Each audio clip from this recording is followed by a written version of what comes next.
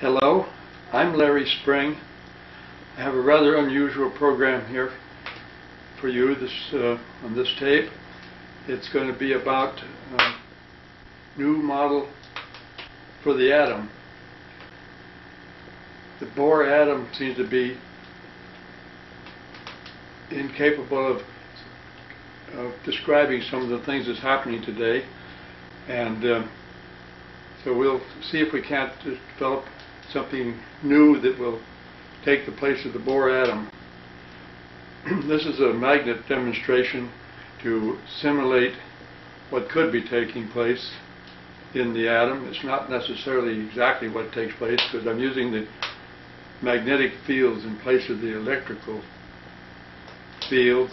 I'm using permanent magnets in their magnetic field, and it's all in one plane, so that an atom naturally is three-dimensional. It has size to it, and not just a flat plane. But this is the best we can do with the magnets, and this is the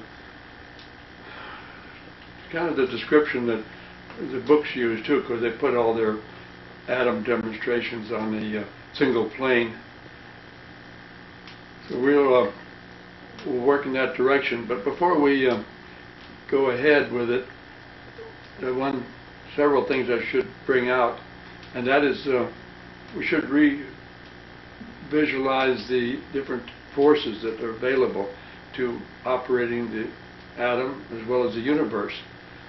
So the basic forces that we have available are gravity, the electrical fields, the magnetic fields, the laws of mass and motion, relativity, and time. And those forces right there can just operate the whole universe. There's one force that I didn't mention, that the magnetic fields can be driven away from the electrical conductor and create a free moving magnetic field. This is known as the gamma rays, or the radiation from a television antenna, or any of the heats or white lights. They're all the same. There's just a difference in the frequency. Let's go back and look at gravity now. Gravity is not the strongest force in the atom. The electrical fields are said to be the strongest, and I agree with that. I have no reason to disagree with it. The gravity has one property that the electrical fields do not have, though. It's an attraction of mass to mass, and basically proton to proton, because the electrons are very, very light by comparison to the protons. The protons are 1,840 times as heavy as an electron. So we have a very strong attraction, a gravitational attraction of proton to proton. And gravity is accumulative. In other words, the more protons you have, the more attraction you have. That's why the Earth has such a strong attraction to everything on it, because it's accumulative of all the protons in all the atoms in the whole Earth. Now, the electrical fields differ from the gravitational fields, because gravity is just a simple pull of mass to mass, proton to proton. Electrical fields, unlike charged particles like the protons and electrons, attract each other, and they pull together. They draw themselves together. If you reverse the field, if your two like charges repel each other. But the difference in this is that between this and the magnetic fields is that the two unlike charges, when they get together, they cancel each other and they make a neutral particle. That's basically where a neutron comes from. A neutron is not really another particle. It's a combination of an electron and a proton. Therefore, the electrical fields are very, very strong inside the atom, but they do not extend beyond the atom, because the charges are basically equal in number and in strength of the protons and electrons, and so they cancel each other, and the whole atom becomes neutral. Now the magnetic fields are different. They repel each other when you put like poles together, and they attract each other when you put unlike poles together. But when they go together, the unlike poles, they don't cancel each other. They make a longer, stronger magnet.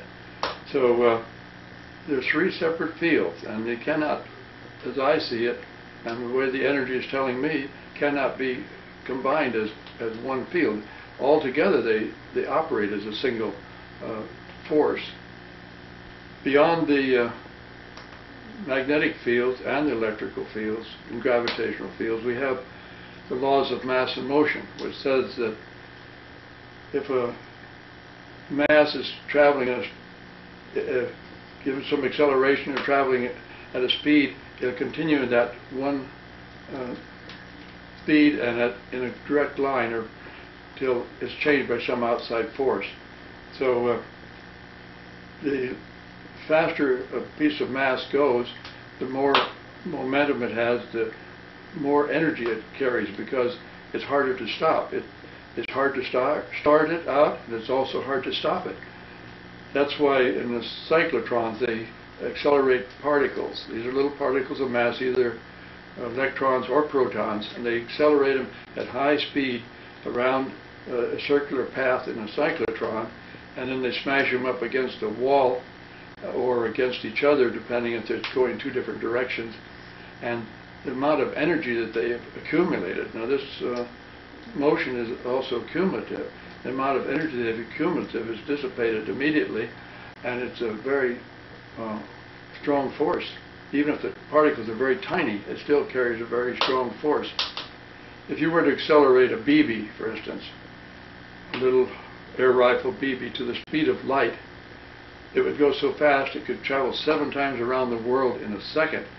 If that come up on a battleship out there in the ocean, it would just go right through it. It's going so fast it has the energy. Not likely that it would even lodge in it. It would just bore its way right through at that speed. If it was traveling slower, it would go in a ways. If it was going still slower, it would just bounce off of it.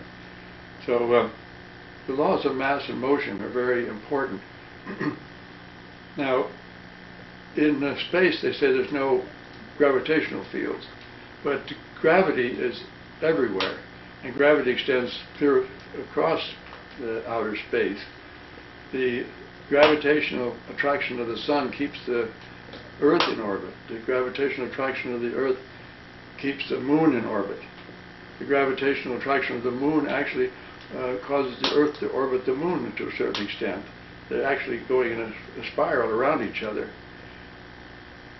The Earth, being much heavier, naturally has more control of the moon than the moon does of the Earth, but they're in orbit around each other. Now, out in space with the space shuttle, they say there's no gravity. You do not experience gravity, but that's simply because everything is relative, and you are actually falling toward the Earth in a space shuttle. But the thing is that you would go in a straight line if it wasn't for gravity, and so what you're doing is falling out of a straight line trajectory into an orbit around Earth.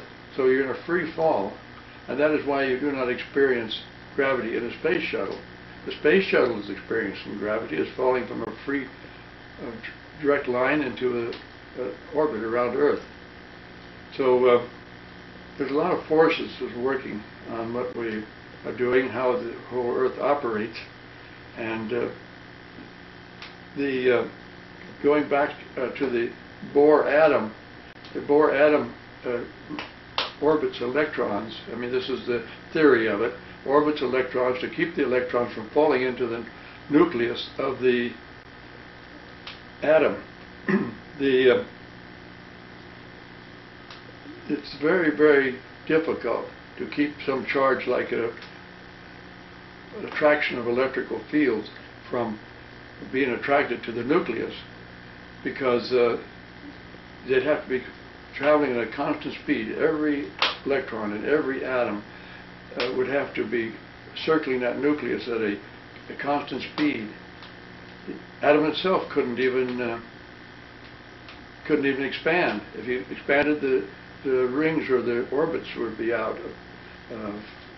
It wouldn't operate. They'd either electron would fall into the nucleus or travel away from the nucleus. So in essence, the Bohr atom cannot operate with normal forces. And in order to change the Bohr atom and get a better model for it, we first have to find something that would substitute and make a better model. Because based on the Bohr atom, we've developed a very sophisticated technology. But I've come up on a thought, an idea, and I think I can demonstrate it with magnets to give you a better picture of a more logical model of the atom. I call it the spring atom because my name is Larry Spring, and I do not see this type of a demonstration anywhere. I believe I'm the first one to at least put it into print.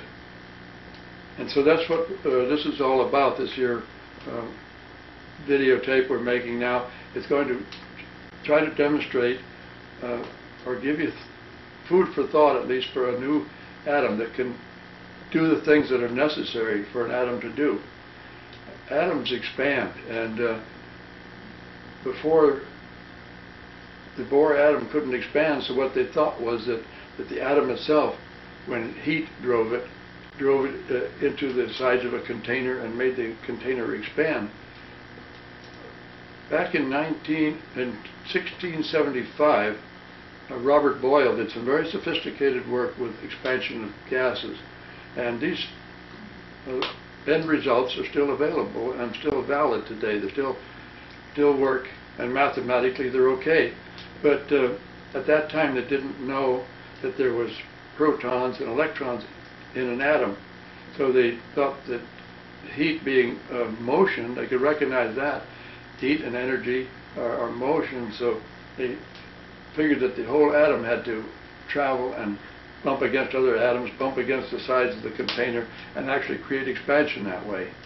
But what they really have to do is to go down one layer further into the atom and recognize that the electrons are the ones that do the moving, and the protons too, but the protons are in a group, and it's a nucleus group, and they're very heavy, while the electrons are very light. So they can do a lot of moving without any problem. And so it's the vibration or the movement of electrons inside the atom, not necessarily in an orbit. In fact, I don't believe they do orbit. But as they go back and forth, they create a field. When they move one direction, as is a magnetic field, and they cast off that field when they go in reverse direction. And so they're constantly absorbing and re-radiating heat. It might be better described as induction and re-radiation. This takes place on an antenna too. The only difference with an antenna is that the frequencies are much different. For instance, channel 3 has a frequency of 60 million cycles a second, and channel downlink of the satellite signal is a 4 gigahertz frequency, is 4 billion cycles a second. Well, the size of these units of energy that I've determined, and we won't go into that too far in this tape here, but the size are directly related to the half wavelength, because when the current travels in one direction, it forms a field. This is a magnetic field around the wire. Hans Christian Ørsted recognized this many, many years ago. And when the reverse field forms inside of that field, on the return of the electron on the electrical path there, it casts off that original field. So it goes off, and it's the polarity of these fields, whether they're one way up or the other way up, that determines which way they're going to drive the electrons in a conductor that cuts their line of force. When I say cutting the lines of force, we're back to the old electric motor and generator. They all operate on the same basis. It's one of the basic forces of cutting lines of force of a magnetic field.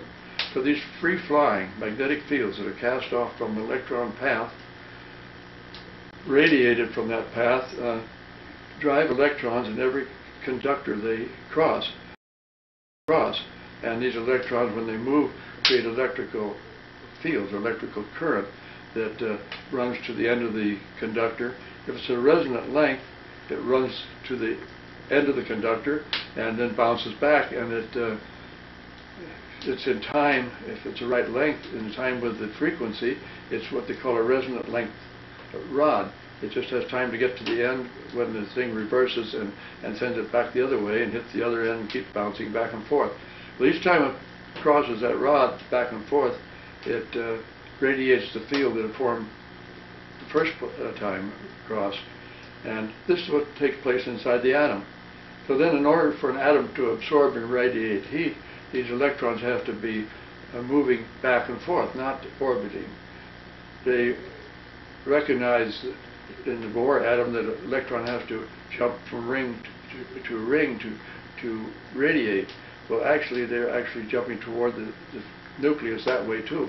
But they're not in rings, and it's just impossible for it to operate as rings. And so when they talk about a hole left in a ring, in the outer rings of a Bohr atom, what they should be saying is that the atom is missing one of its electrons, and it's become unbalanced. And this unbalanced atom wants to attract another electron. It wants that electron. It has room for it, but that hole that they talk about is not really there. It's just a desire for this atom to become balanced again.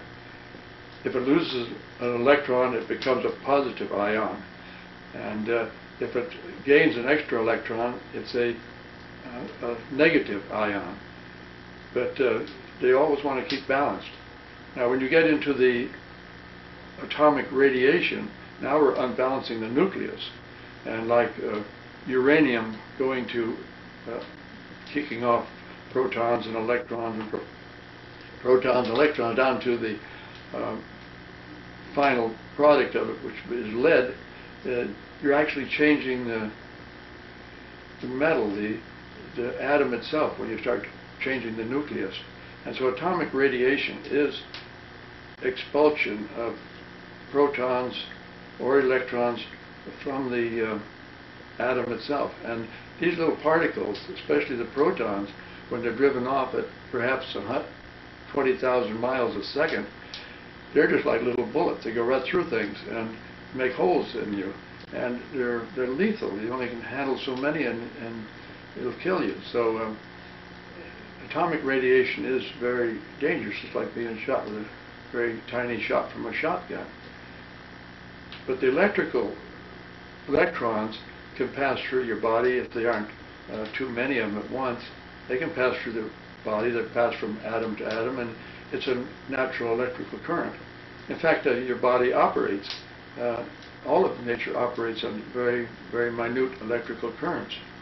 Even the leaves of a tree are solar cells. They create a very tiny current in those leaves, and this moves the atoms around and makes the growth of the tree.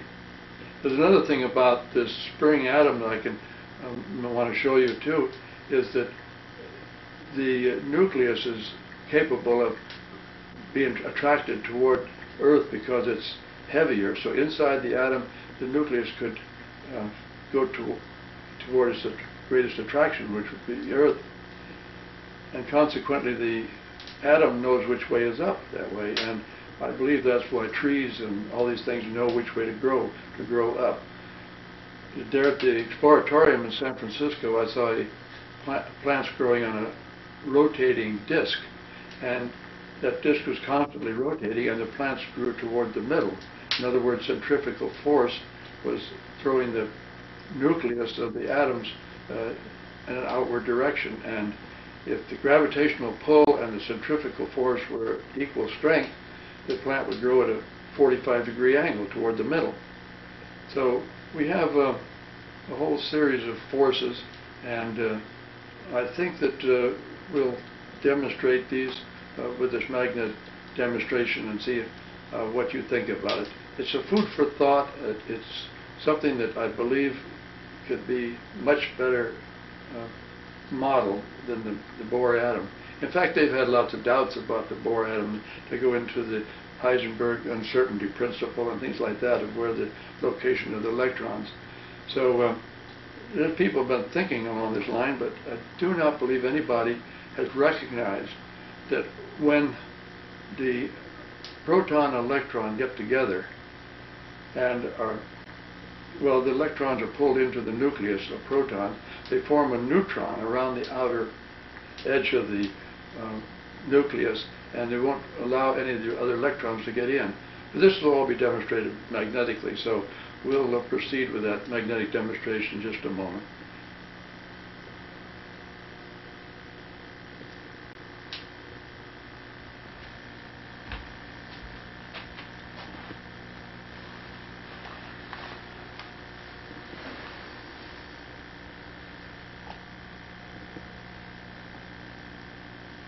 Okay, now we'll get started with this here magnet demonstration.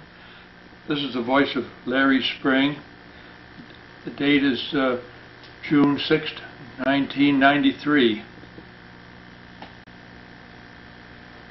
I'll show you first how magnets repel each other. I'll put this on a stand here.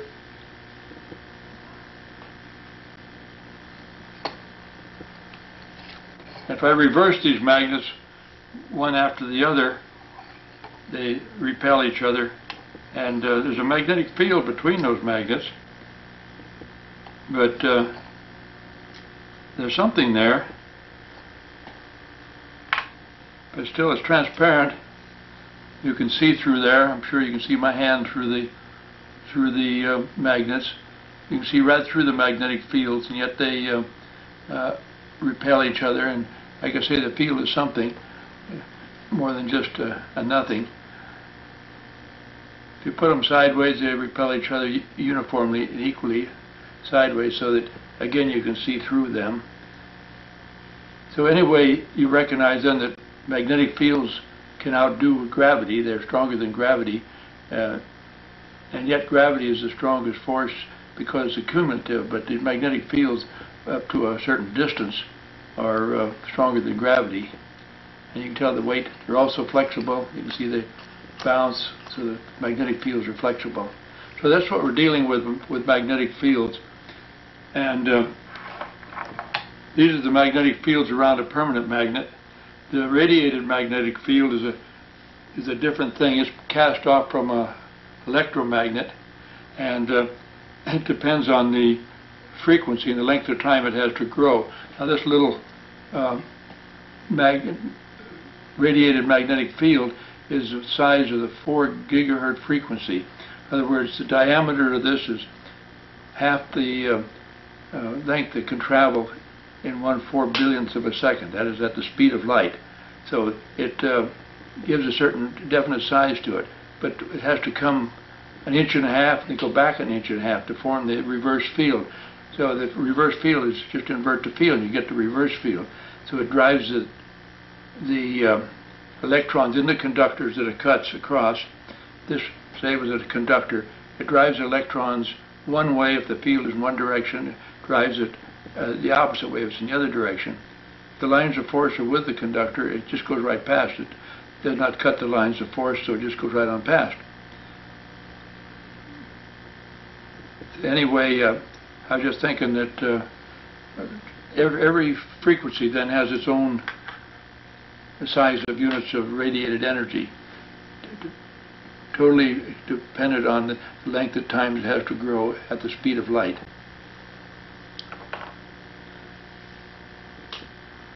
Now, magnetic fields in a permanent magnet remain in that magnet, and they remain with that magnet. I can move it around, can't get the field away from the magnet. This is basically the way the electrical fields are too, with the electrons and protons. Now the radiated field, again, that's driven away by the reverse field, the reverse current, and the reverse field created by that reverse current. And this current is based on the observations of Hans Christian Ørsted many, many years ago. And it's a very valid, very obvious reaction to one field forming inside of another. Now, if I were to heat a permanent magnet to above the Curie temperature, for steel it's somewhere around 400 or 500 degrees, the magnetic fields would go random. So what happens is that magnetic fields are not a force put into this magnet. They're a arrangement of the electrons and protons inside this magnet.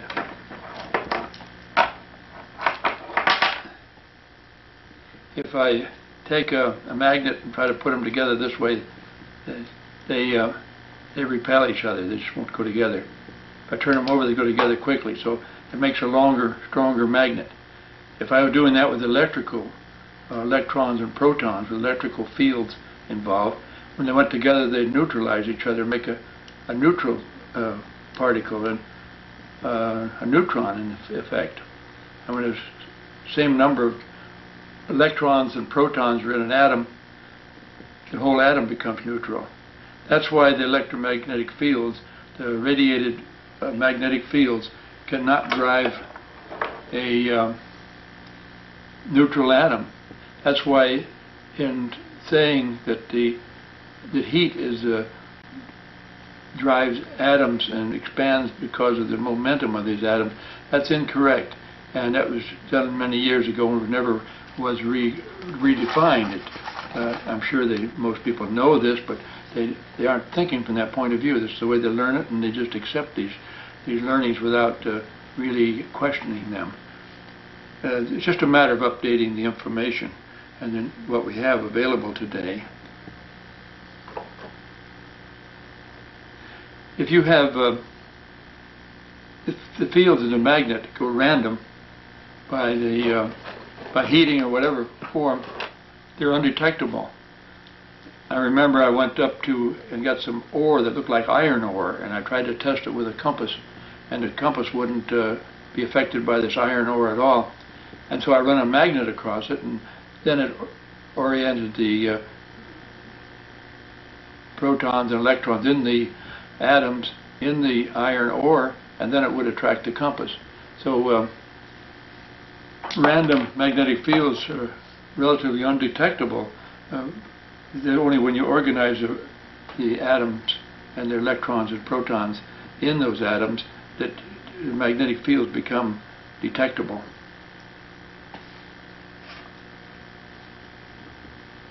Now, in order to proceed with this magnet demonstration, I have a piece of glass with a wood frame. And I used to just have this wood around it, but I found that I had better success by putting a metal strip along here. And that was because iron will always attract a permanent magnet. That is to say, some magnets repel and some attract, but that's because of the type of material they're made of. And these always attract if they're one way and repel the opposite way.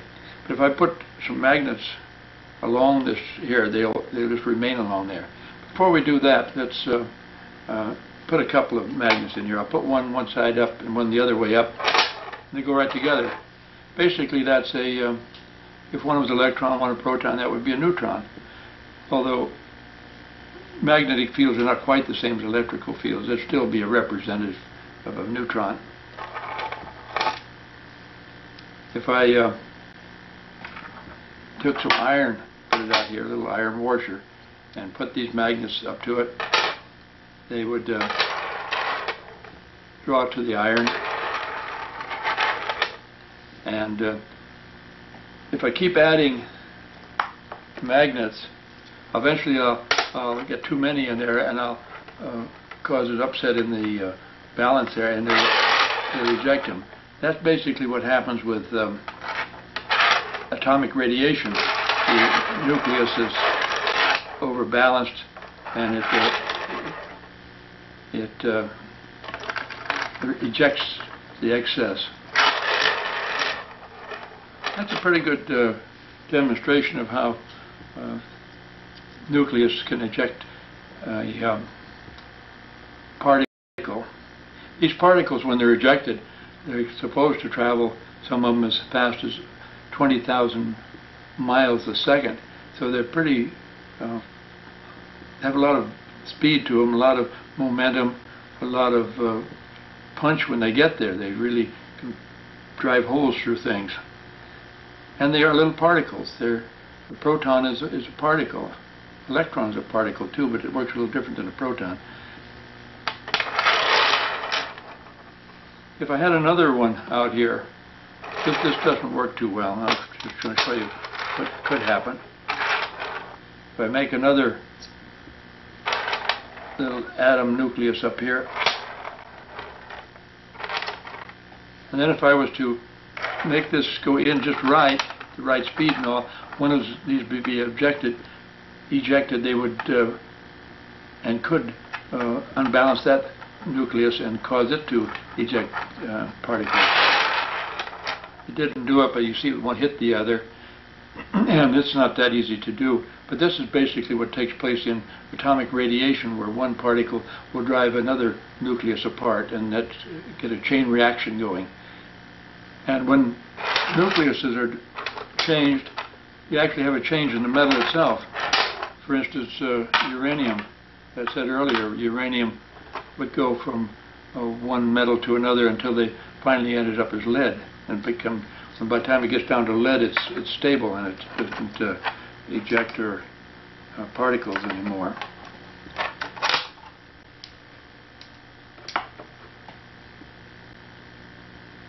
Now you've noticed we're working in a flat plane here. We're not on the three-dimensional plane. And this is essential because of this type of display. It'd be better if I could go in a three-dimensional thing in open space, but that's hard to do.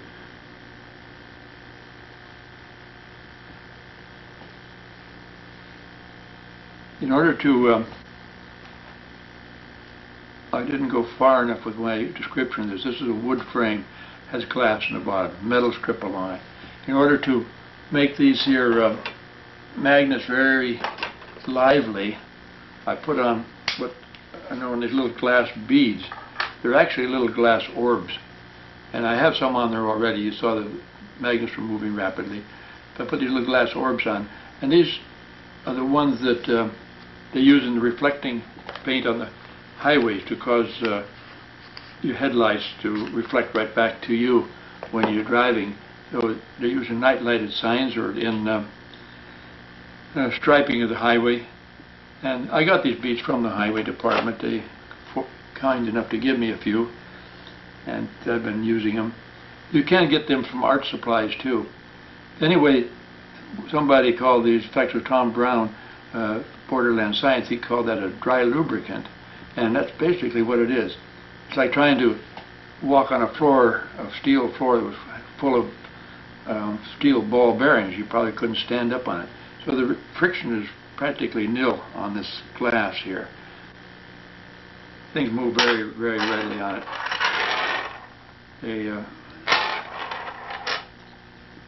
So the magnets have a chance to adjust themselves where they want to go. And that's basically what they do. They space themselves out in available space. Now what I'm going to demonstrate here now is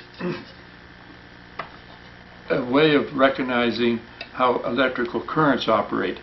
Now we have let's say a resonant length. This is a metal conductor. The electrons apparently are on the outside of that conductor, but that's not necessarily true. They can be going through the metal too. And of course the little tiny things, these are big magnets. They're just represented electrons. And if I move them, the electrical field moves back and forth right there. I'm sure you can see that moving.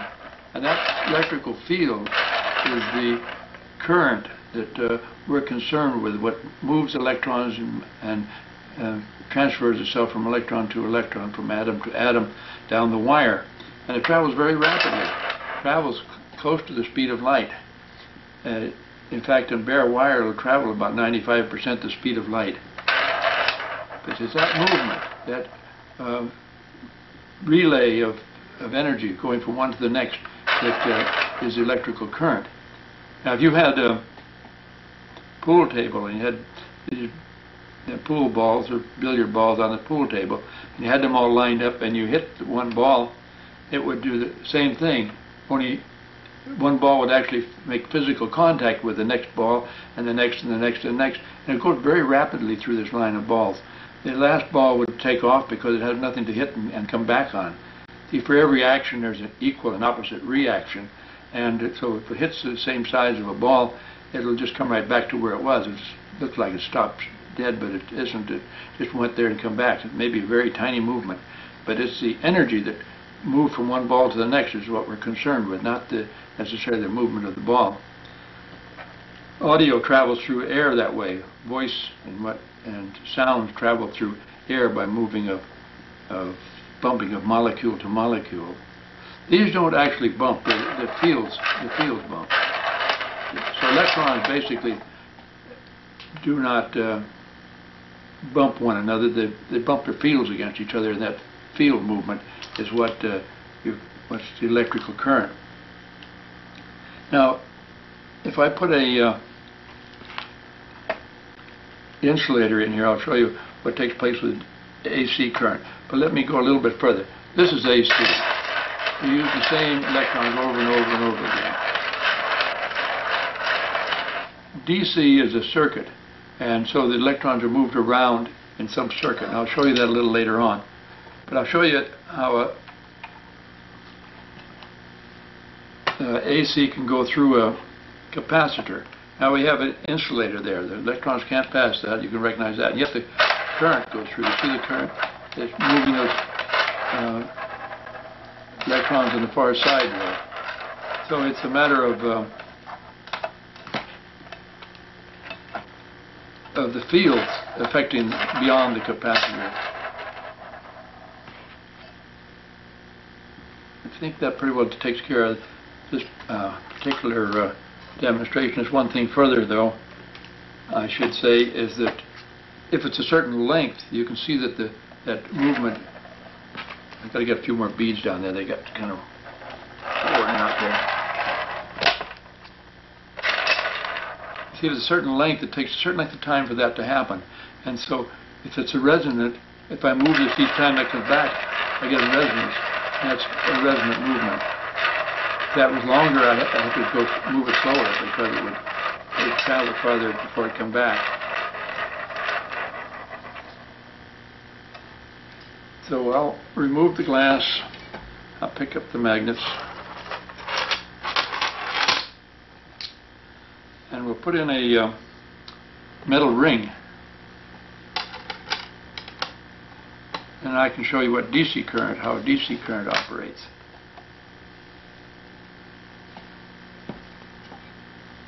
DC stands for direct current.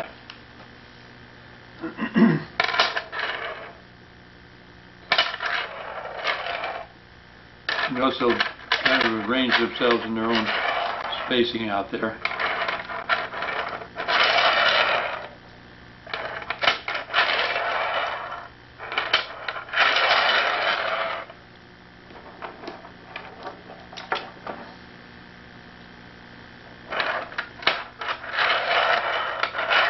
Those little beads work real nice. You ought to set up a little experiment yourself and play with it. It really tells you a lot of things. You notice as I'm putting these magnets in and giving them a little push, that's like, these are like little electrons. I push one and they appear around. Now if I want to go back and forth like AC, I go back. That's basically AC in a circuit. But if I was going one way, that would be about, then I have to make sure another electron come along. I could push it, keep pushing it, and I have to keep getting another electron around there. Again, my beads seem to be getting a little bit scarce there, so I'll put a few more little beads in here. You don't want to get too many. They do their best if they're kind of spaced away from each other. The little beads are right against each other. They affect it. Anyway, that's DC current. You notice if I had this capacitor in there, this little capacitor that I put in before, it couldn't pass that. It would just stop there. But so DC cannot go through an insulator, while AC can work right through an insulator. The effect of AC, the electrons can't go through, but the effect of them can go right right through that insulator, and that's the way condensers, capacitors operate. And the smaller they are, they're designed for higher frequency. The larger they are, they're designed for a slower frequency, and more electrons being pushed in and more electrons coming back out. Now, I want to go into the atom demonstration, really, that's what I was talking about. This was demonstrating electrical, the electrical effect of electrons. Now this is a little nucleus I'm putting in there, and it has no, these are all protons. Now if I put electrons in there, I want to hold these two magnets close together at the bottom here. I just put a little key over them to hold them together, because I don't want them to spread apart when I put these little electrons around my nucleus there.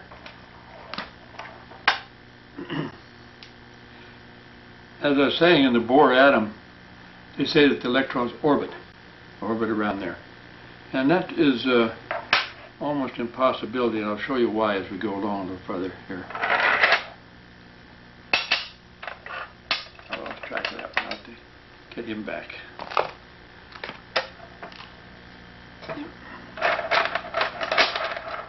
They get a little unruly sometimes. They're tricky.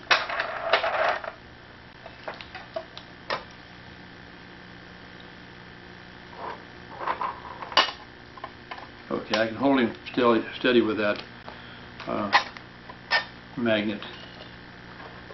I get a little room to put the little electrons in here. Now this, again, as I called it, the spring atom, because this is a totally new way of looking at atoms, and as far as I know, and I'm the one that has developed this little demonstration, and one has observed things that would cause this atom to be possible. Again, you're listening to the voice of Larry Spring.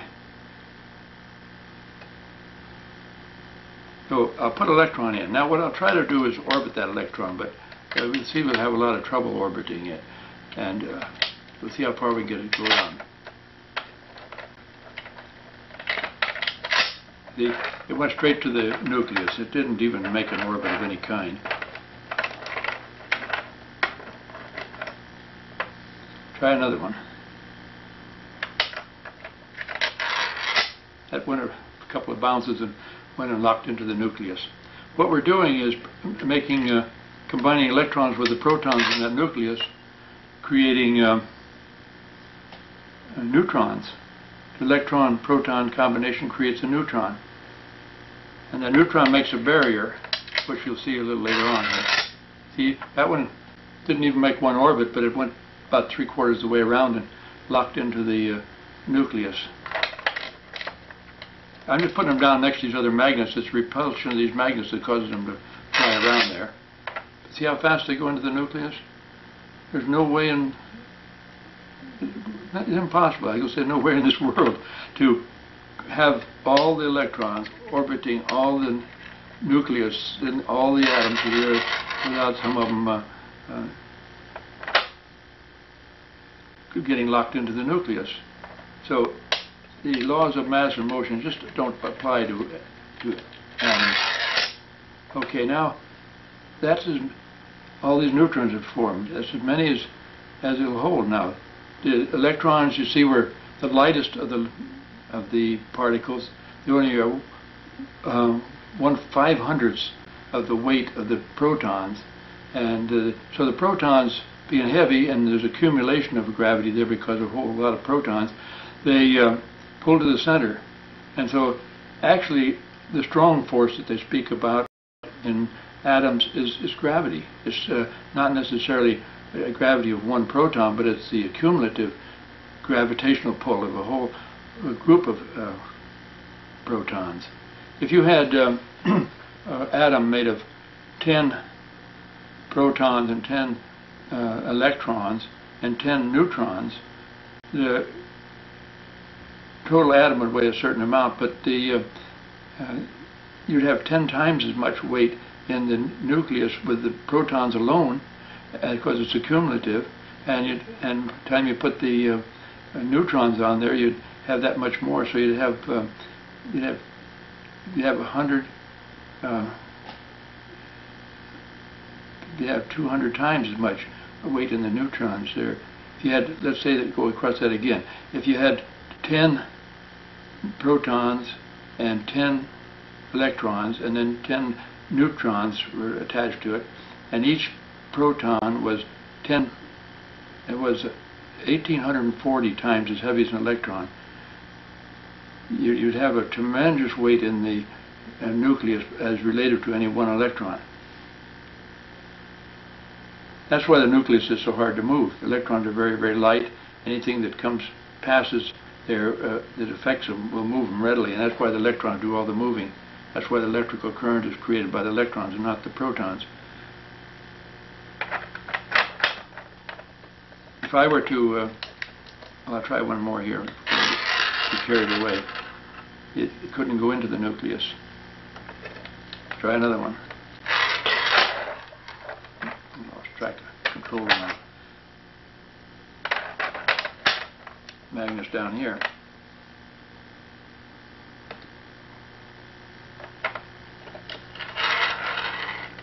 You notice they just space themselves around in the available fields that they have.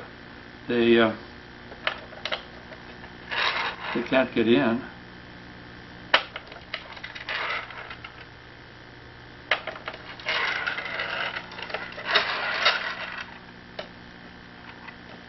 You might recognize that as a ring or a shell, according to the Bohr atom, but these electrons are free to move back and forth. They don't have to stay in an orbit.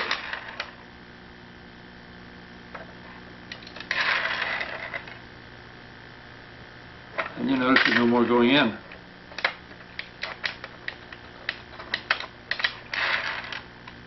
The electrons around the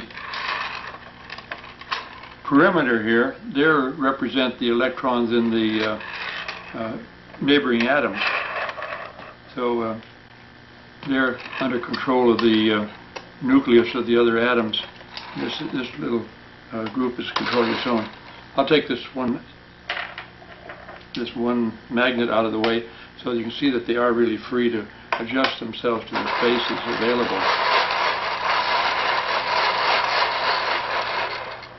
Now, if they're just standing still, that is saying that this atom is at minus 273 degrees centigrade. In other words, it's very, very cold. There's no activity there. And still it has space. So if you took your body, for instance, and say you weighed 150 pounds, and you took all the protons from your body and put them together, they'd probably be about as big as a grain of sand. All the rest is space, and that space is a repulsion of electron to electron, and just as you see there.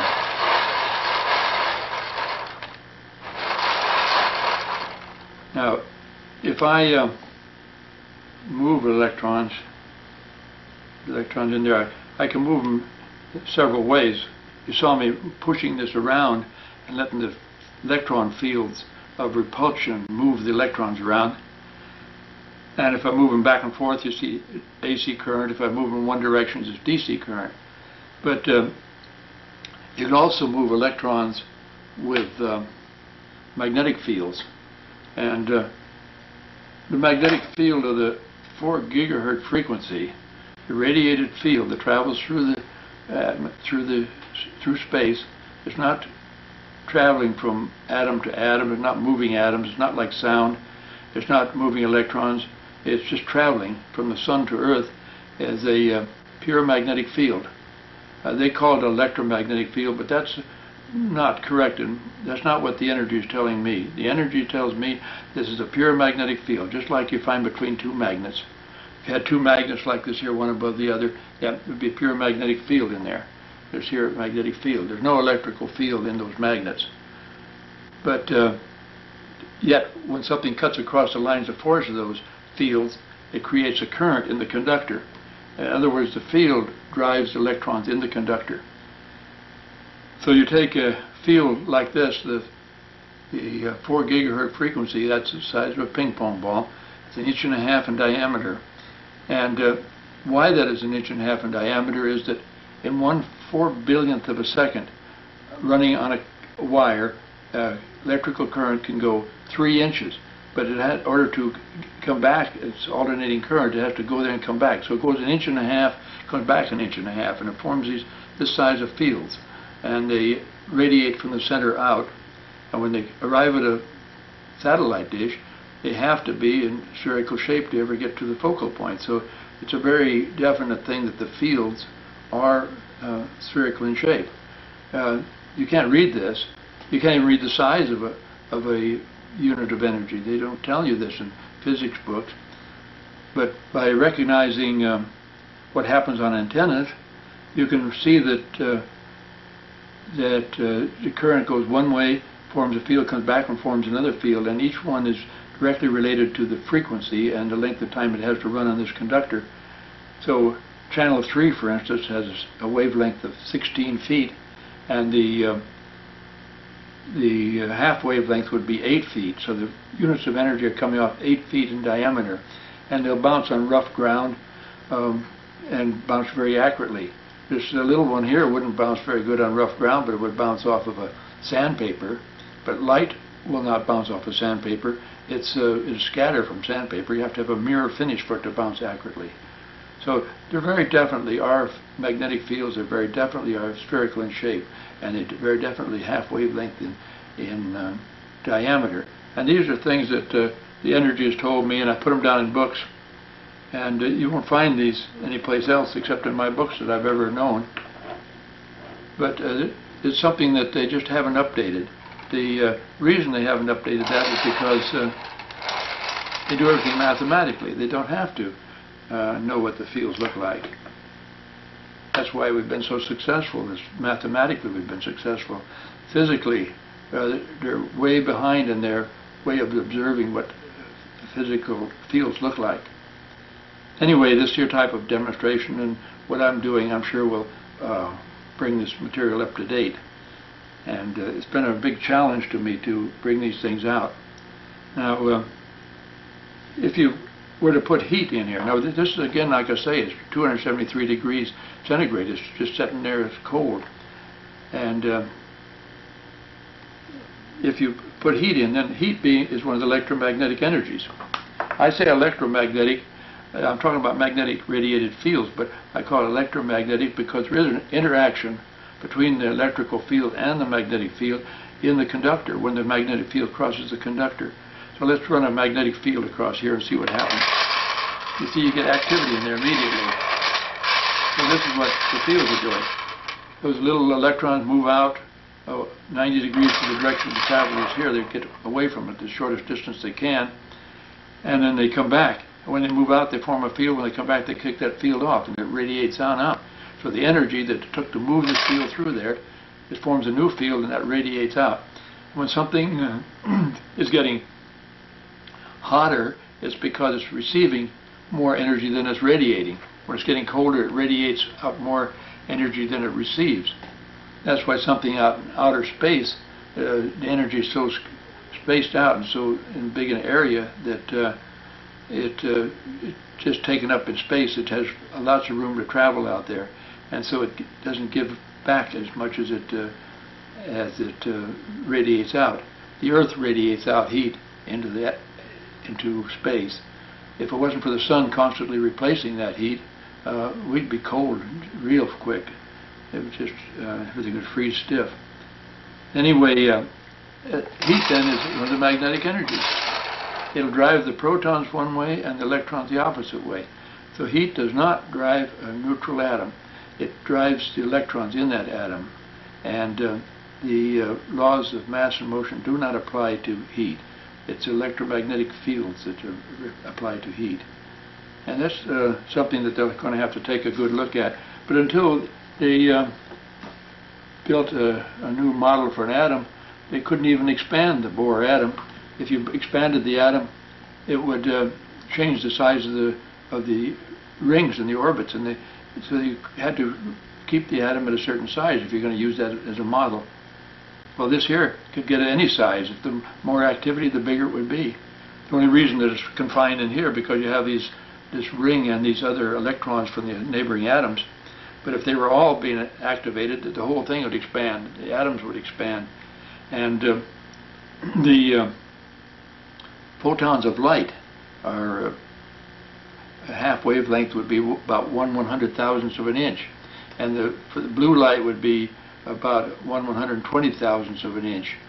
And I am convinced in my own mind that it's not particles up in the upper atmosphere that cause the sky to be blue, but it's expanded atoms, perhaps of hydrogen at the top of the atmosphere. So the sky is blue. If it was particles and groups of atoms that caused that, it would be a pastel look. We have smoke that is blue smoke, but that's a group of atoms, and it's pastel looking. It isn't clear, transparent like the blue sky. We have a beautiful planet here, and to understand it better, maybe these things will bring out some of the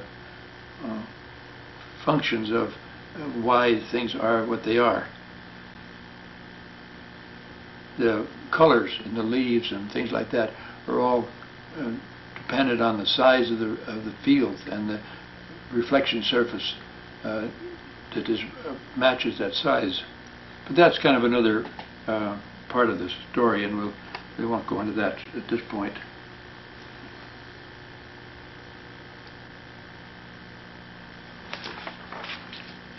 Anyway,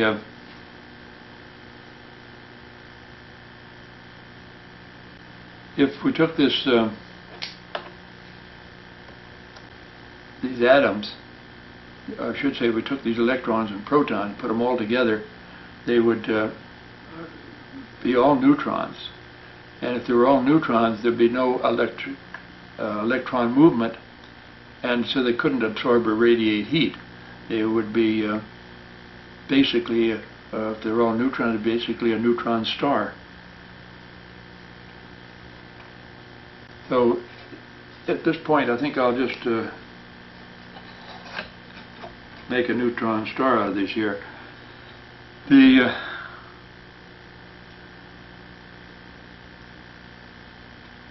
easiest way to do that is just to pick one up and let them all combine.